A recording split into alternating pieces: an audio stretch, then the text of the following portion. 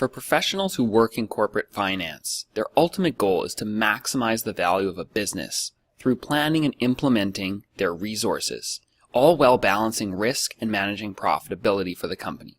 The activities can be divided into three categories. The first is capital investments. This is where managers have to decide which projects to invest in and which businesses to acquire or to invest in. Their goal is to earn the highest possible risk-adjusted return on those capital investments. The second category is capital financing.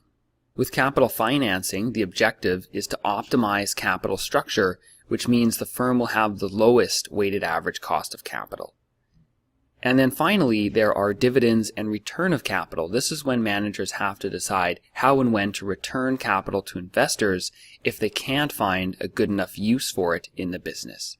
So in summary, managers in corporate finance are concerned with making capital investments that have high risk-adjusted returns, funding those investments with the lowest possible cost and best capital structure, and then finally returning capital to investors if they can't earn a high enough risk-adjusted return on it. In the coming lessons, you'll see how all these various components of corporate finance fit together as managers attempt to maximize the value of their businesses. There are two sides to the capital markets in corporate finance. On the one side are corporations, which represent operating companies. They're businesses in all sorts of different industries, and they need capital to grow and run their operations. On the other side of the capital markets, we have institutions that represent investors.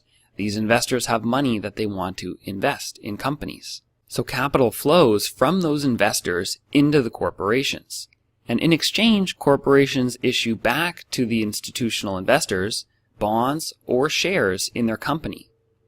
In the middle of all this sits the investment bank, and the investment bank, which is also sometimes referred to as the sell side, uses its relationships and its contacts on both sides to facilitate these transactions. So it speaks to the institutional investors and to the corporations and brokers the deal to raise capital and issue shares back to investors. And finally, in addition, we have the public accounting firms, which are involved in auditing and preparing financial statements for these corporations and are used by the institutional investors. So to summarize, we have four key players in corporate finance that we're going to be concerned with in this course. The first is the corporations. These are the companies that need capital. Two are the institutions. They represent the investors that have money. Three are the investment banks. They broker the transactions between corporations and institutions.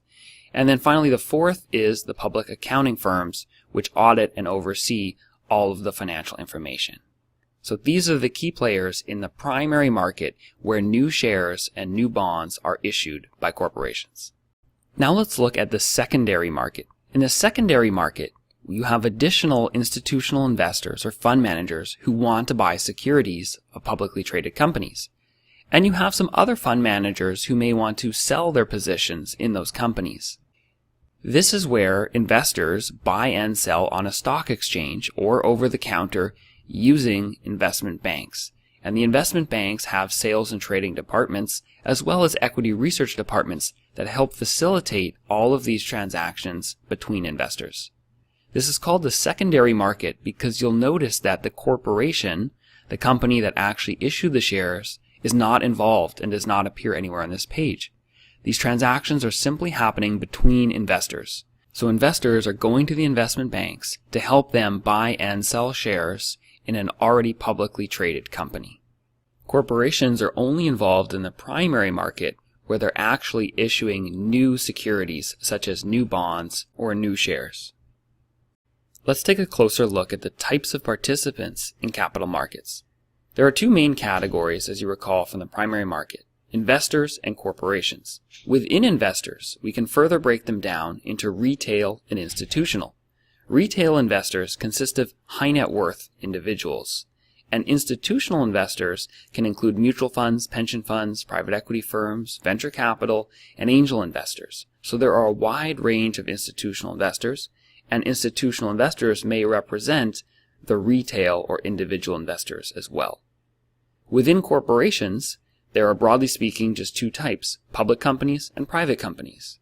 Public companies are traded on a stock exchange, and private companies are privately held and traded by a few individual or institutional investors.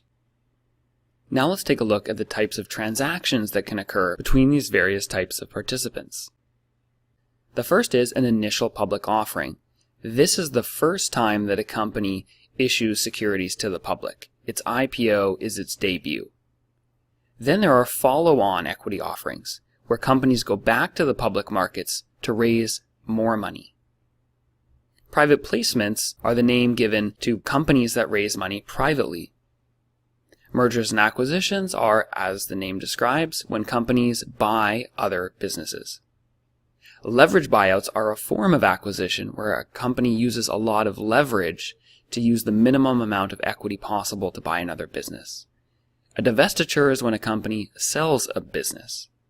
As we continue through the course, it's important that you're aware of these different types of participants and different types of transactions that occur in the capital markets.